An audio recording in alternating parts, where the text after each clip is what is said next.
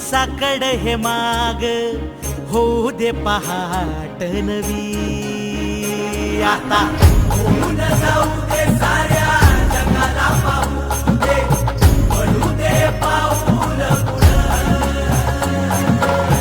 जरी काट पाया खाली सापड्याला येऊ दे